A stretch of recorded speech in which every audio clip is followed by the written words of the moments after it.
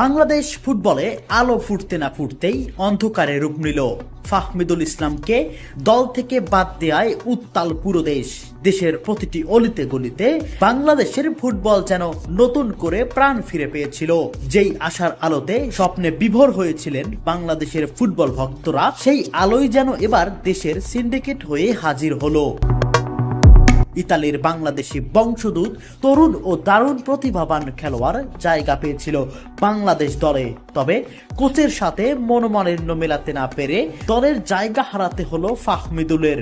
আর তাতেই যেন উত্তাল পুরো দেশ। বাদ নেই হামজা চৌধুরী নিজেও। তীব্র নিন্দা জানিয়েছেন তিনি।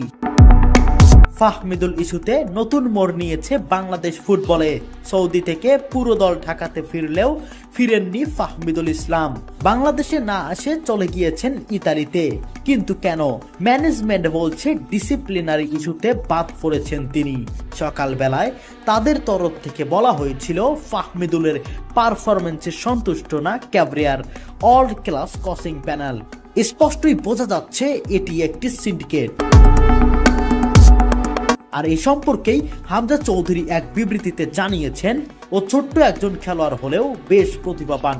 দেশে আসার আগে ওর সাথে কথা হয়েছিল, কিছু ভিডিও ক্লিপে দেখেছি। ডিসিপ্লিন সম্পর্কে ওর অবশ্যই ধারণা আছে এবং অবশ্যই ফাহমিদুলের পারফরমেন্স এতটাও বাজে না যে কোচ ওর পারফরমেন্সে সন্তুষ্ট হবে না। ফাহমিদুলকে বাদ দিয়ে শুধু সিন্ডিকেটই নয়, সাথে ফাহমিদুলকেও আর ফেরানো সম্ভব নয়। সো দয়া করে আপনারা এর সমাধান করেন। প্রিয় দর্শক, ফাহমিদুল ইস্যুতে হামজা চৌধুরীর বলা মন্তব্য আপনাদের কাছে কতটুকু যুক্তিসম্পূর্ণ মনে হয় কমেন্ট বক্সে অবশ্যই জানিয়ে যাবেন।